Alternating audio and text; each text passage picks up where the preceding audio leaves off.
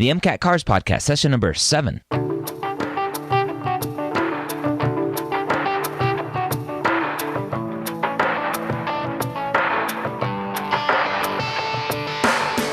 The Cars section of the MCAT gives thousands of pre-meds nightmares every night. Whether you're an ESL student, lack confidence while reading, or are a slow reader like me, Jack Westin and the medical school headquarters are here to help you score higher in every section so you can be confident you're ready to get the MCAT score of your dreams. Welcome to the MCAT Cars Podcast. If this is your first time here, I want to thank you. I appreciate you taking the time to check out what we are all about, where we are here to really help you understand how to break down the passages in the car section and every section of the MCAT. I do that every week with my buddy Jack Westin, who is the expert online MCAT cars tutor. You can find everything he does at jackwestin.com. This week, we're breaking down a New York Times article about music and reporting. All right, Jack, back with some more MCAT Cars podcasts. I'm excited to be here. Hopefully, the passage that you picked out for us today isn't as bad, as hard as last week was. I don't want to use bad because we learned a lot last week, but it was really hard.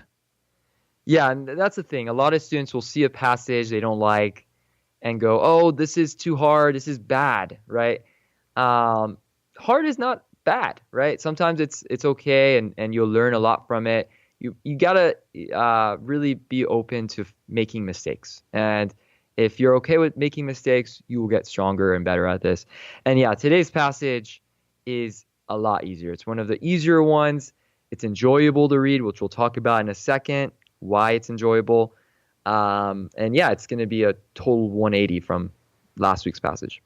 For somebody who is listening to these episodes week after week, but wants to continue to try to do and utilize the skills that we're teaching every day and go and find articles, what's the best way that you'd recommend somebody go find articles that they can break down like we are? Use the daily passages that I have. That's literally at the level of the MCAT. At least we try to make it at the level of the MCAT, and there's always a new one every day. And they come with questions. So I think that's the best resource. You can also use any other prep book. Any other third-party prep book is fine for reading, right? Reading stuff is different from answering questions. So if you're just wanting to get better at reading, I do recommend just any cars passages from anywhere. But if you want to do questions that I think mimic the real test without actually doing real test content, like a lot of students save the real test content for later, check out our daily passages. And if you want to get those passages, just text the word MCAT cars. I know most of you are driving or working out, whatever. So just text the word MCAT cars to 44222 and we'll send you a link to actually sign up for that. Quick and easy. All right, Jack, what do we have in store today? Okay, so this passage is interesting, right? And literally, it's interesting. It's something that a lot of students will understand because they find interest in it. It's a topic that they are, it's relatable to them, so it won't be as hard to read. Now, the arguments of the passage may be a little bit on the harder side, but because the topic is so interesting, it's going to feel very easy. Right? These are the kinds of passages that students will read and feel, wow, I got it. I really get it. I understand it. But that's probably not always the case. They feel that way because they like the topic. But if you're not really paying attention, you could easily make just as many mistakes on this easier passage as a harder one. So, I always talk to students who may have retaken the test and they think, oh, the first time they took it, they thought, oh, wow, it was such an easy test. I thought it was so easy. And that's not necessarily true because even though you may find the topics to be interesting and you may follow along, if you're not really paying attention to what the author is saying and you're focused more on the key words, which we'll look at soon, you may miss the questions just as often as those harder passages, maybe even more, right? And usually the easier passages are less forgiving. So if you make more mistakes on those or you make as many mistakes on that as a harder passage, you may get a lower score because in general, the easier the passage, the less likely they are to curve it or scale it to other passages that may be harder. Okay. Okay. All right, so let's jump in here. And again, if you want to follow along with our article today, go to mcatcarspodcast.com and find the blog post for this episode. All glossy magazine superstar covers may look the same from a distance, but inside, you're never quite sure what you'll find. Right away, I'm like, am I reading a Cars passage here?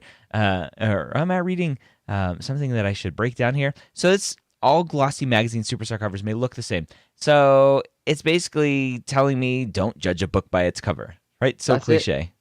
Yeah, that's it. Okay. Okay.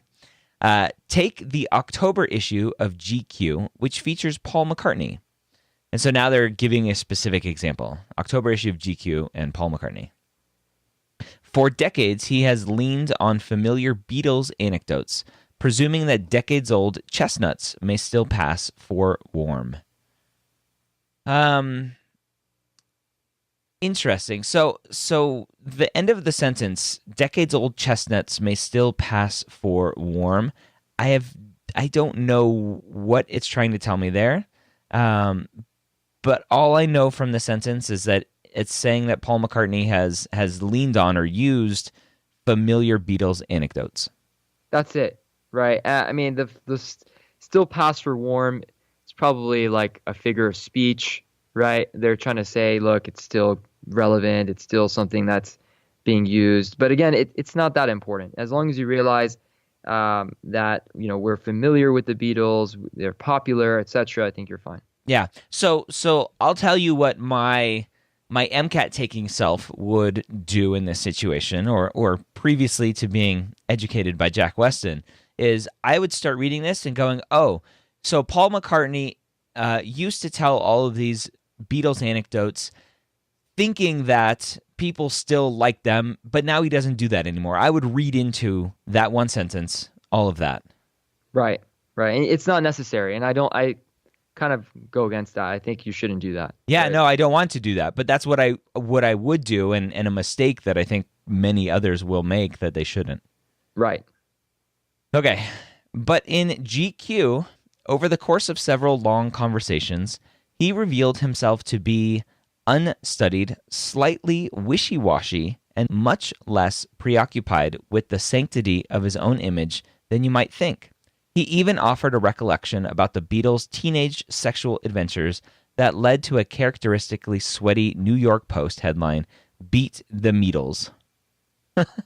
Beat the Meatles. Okay.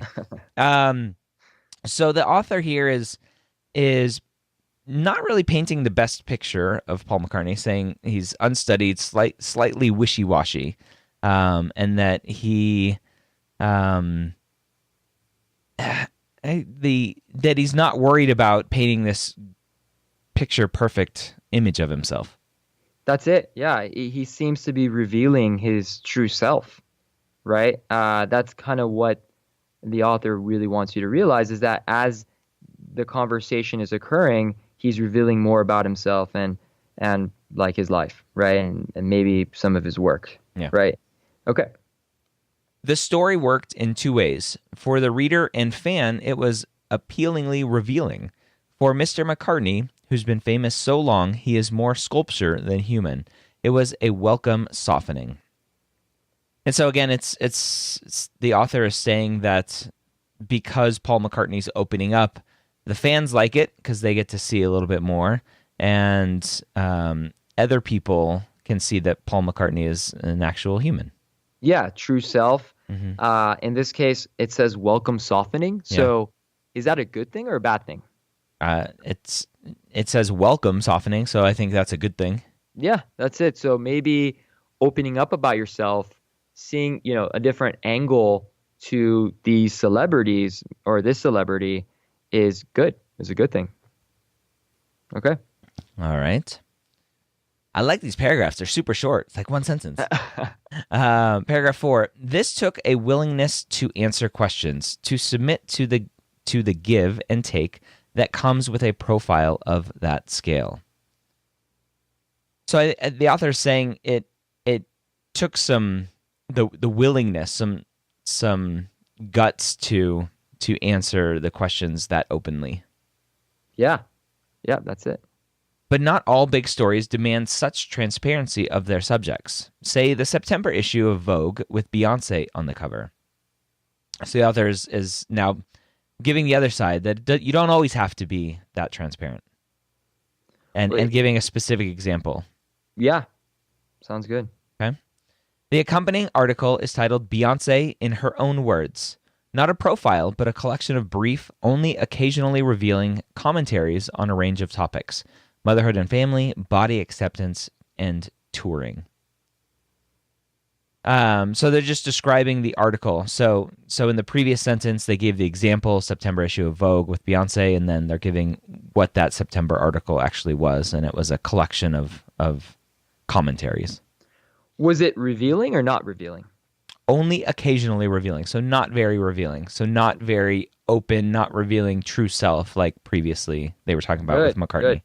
See, this is the hard part. When people read about Beyonce, they're like, "Oh, I love Beyonce," but they don't realize that the author is expressing something, right? Yeah. The author is expressing that Beyonce wasn't so revealing, right? Whereas Paul McCartney was. Yeah, so it was negative. It could be a negative. I mean, it hasn't necessarily said it's negative, but we can assume most likely it's negative simply because the welcome softening, right, was portrayed in a positive light. So yes. Okay.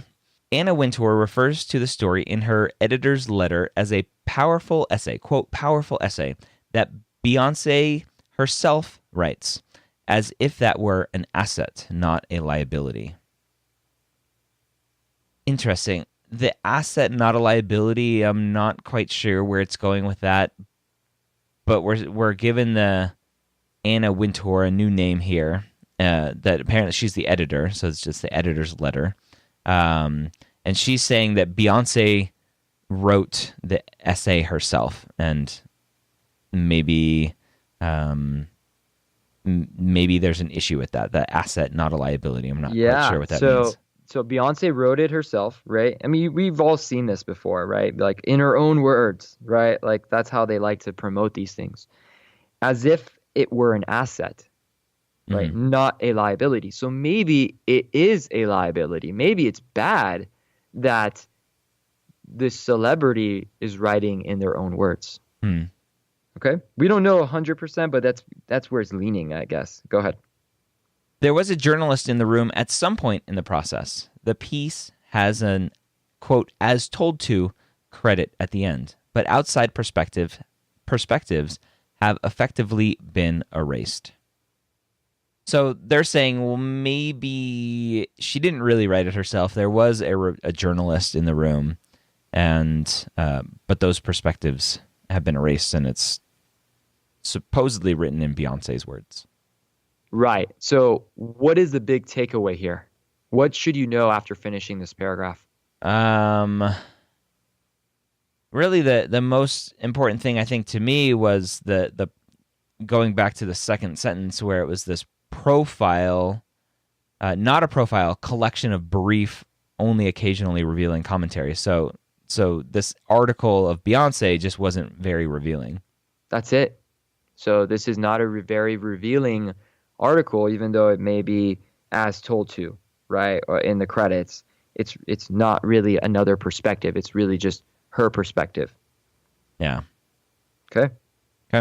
For devotees of Beyonce, this might not matter, though it should. So the author is saying that, like, these hardcore fans of Beyonce aren't going to care. They'll read anything that Beyonce has written, but maybe they should care that it's really not very revealing, or maybe not her words. Okay.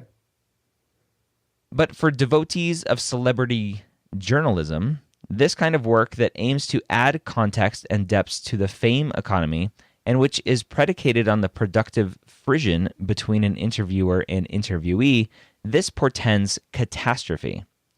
So here we get a negative light on this article, Beyonce's article, that for celebrity journalism, for those who like journalism, that this is not a good thing. It's a catastrophe.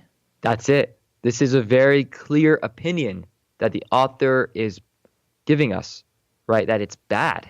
Yep. It's negative. It's a devastation, right? So yeah, good. Okay. And so as I'm reading this, going back to kind of how to work through a passage with the screen in front of us and mouse in our hand, should we be highlighting that sentence, highlighting portends catastrophe, underlining? What should we be doing there?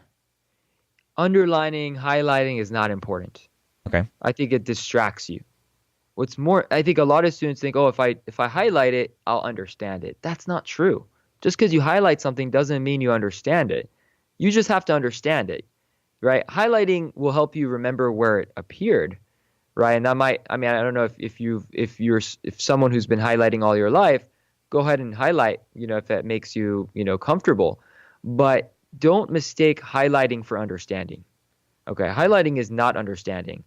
And if you just understood this, you don't have to highlight it. You don't have to worry about highlighting at all. You just have to understand it. And it's not an isolated event. So a very short sentence, and the author is saying that this one article is just an example. It's not alone. There are others. In pop music especially, plenty of the most famous performers essentially excuse the press. Taylor Swift hasn't given a substantive interview and access to a print publication for at least 2 years. So they're bringing in another name here, Taylor Swift, probably a name that most people will read and know who they're talking about. And the author is saying that Taylor Swift hasn't really revealed herself either. You might not know what askew means. Yeah. But what does it kind of sound like based on everything you're reading? They're avoiding the press. That's it. So you don't need to have a really strong vocab here. As long as you know what's going on, right? Like you'll know, context. Okay, the context. Okay, well maybe Taylor Swift is doing the same thing Beyonce is doing. Yeah. Okay. For Drake, it's been about a year, and a tumultuous one at that. So again, another name, another example of the author saying there are other celebrities out there not talking to the press. Frank Ocean has all but disappeared again. And so again, just one more example. And so kind of the breakdown of this paragraph is that fans really like any sort of article on their star of choice, but all of these stars are kind of avoiding the press, and that's kind of a bad thing. Yeah, great. What's replaced it isn't satisfying. Either outright silence or, more often, unidirectional narratives offered through social media. So the author is saying that because stars aren't talking to the press, there are these other things, either nothing is coming out or we have just social media stuff that's being pushed out. And it's unidirectional, meaning it's only one person's voice. Right. And that's important to know because the author is now not just describing it as just not having a conversation, but it's just unidirectional. So unidirectional is another way of being less revealing, right? So in a way, the author is trying to say that if it's unidirectional, if it's only one person's perspective, it's not revealing. That's an assumption the author is trying to make for us, right? That in order to have a revealing conversation, we need to have a bidirectional or a conversation between, like an interview, like an actual interview. So that's something to keep in mind as you're reading. That's something that's good to visualize and understand. That's something they could ask questions about. Monologue, not dialogue.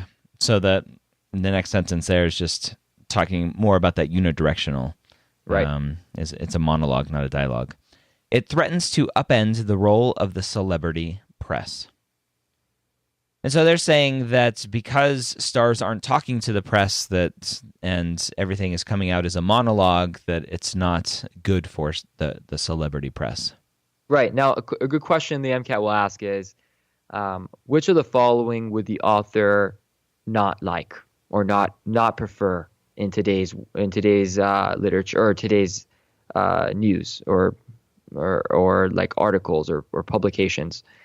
And they'll give you three answers that have something to do with conversations, right? Like a teacher speaking to a student, or another one might be a pet owner speaking to their doctor, right? And then another one maybe where it's just the president of the United States speaking to the camera, right? And another one where, again, you have this conversation between two people. So maybe a student and their proctor, right? Or maybe a referee and their the athlete, right? So all three of them, A, B, and D, will have some kind of bidirectional aspect to it where you have a conversation between the two. Mm-hmm. Whereas one of them, the president speaking to the camera, is more of a monologue, and the answer will be that the author would prefer not to have a president speaking to the camera, right?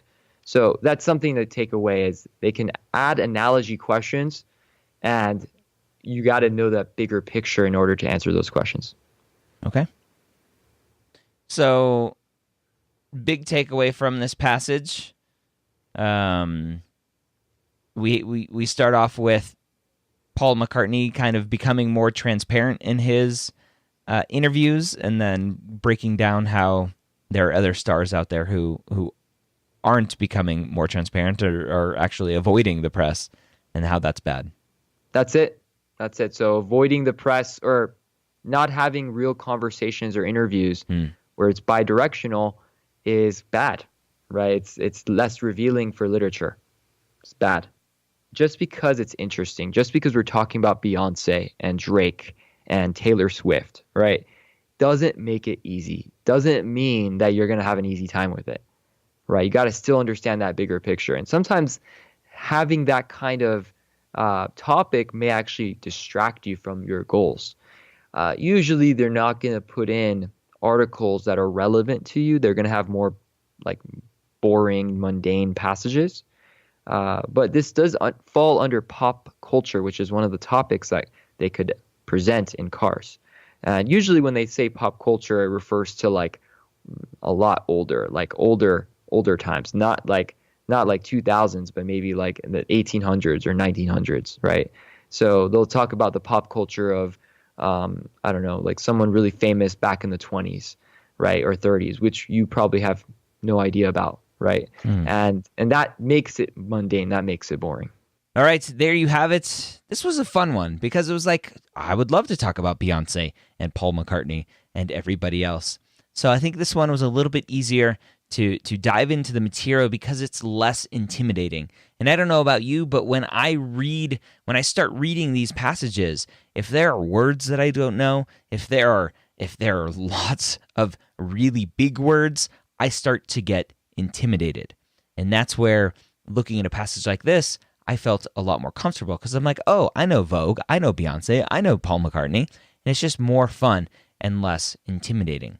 And with Jack Westin's help, he's helping, hopefully, what we're doing here is helping you become less intimidated, even with those passages that seem more intimidating right off the bat, where you don't understand potentially what the subject is. Going back to an earlier episode about quantum mechanics and quantum computing, right? That one was like, whoa, like, okay, I like science and computers and stuff, but quantum computers, I don't know anything about. And it's intimidating. And what we're doing here and what Jack Westin's mission is helping to make all of this less intimidating for you so that you have a system in place where you can go in and break down these passages, break down these sentences, break down these paragraphs to help you become more confident and increase your CAR score and increase your overall MCAT score. If you are interested in learning more about how Jack Westin can help you on the CARS section, go to medicalschoolhq.net/Jack Westin and check out his MCAT CARS strategy course. It's over 70 hours of instruction with personalized attention where you can gain confidence and master the critical skills needed to do well, not just on the CARS section, but the MCAT as a whole. You can save $100 by going to that link, medicalschoolhq.net/Jack Westin, or text the word CARS coupon to 44222. Hope you have a great week. We'll see you next time here on the MCAT Cars podcast. When you use the links provided in this podcast, you're helping to support MedEd Media and the podcasts that we produce. Not only do you get a discount, but we earn a small commission as well. Thank you for your support.